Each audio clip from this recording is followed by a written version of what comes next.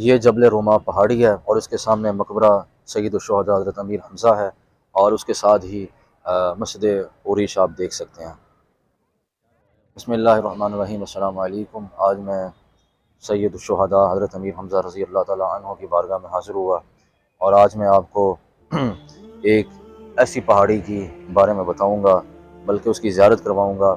کہ جس کی اسلام میں بڑی تاریخی حیثیت ہے۔ اسے جبل روما کہتے ہیں۔ جبل روما وہ پہاڑی ہے، غزوہ احد کے دن رسول اللہ صلی اللہ علیہ وآلہ وسلم نے 70 تیر اندازوں کو حضرت جبیر بن مطعم رضی اللہ عنہ کی قیادت میں اس پہاڑی پر مقرر فرمایا، اور اس دستے کو تاکید فرمائی کہ اس وقت تک اس جگہ سے نہیں ہٹنا جب تک میرا دوسرا حکم نہ آ جائے۔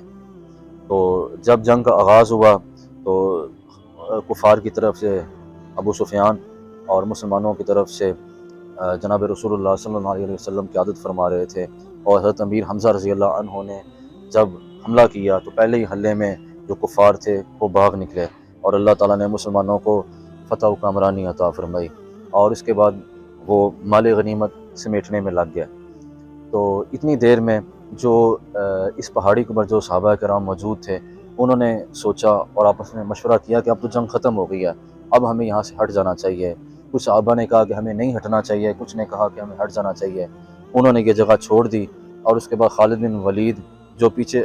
عقب میں دیکھ رہے تھے، یہ جو جگہ آپ دیکھ رہے ہیں، یہ جو درمیان میں خالی جگہ ہے اسے درہ کہتے ہیں، جو دو پہاڑوں کے درمیان خالی جگہ ہو، وہ یہیں سے حملہ آور ہوئے، اور پھر کئی صحابہ کرام اس زد میں شہید ہوئے۔ یہ ان کی اجتہادی خطا تھی، جس کے بارے میں اللہ نے قرآن فرماتا ہے کہ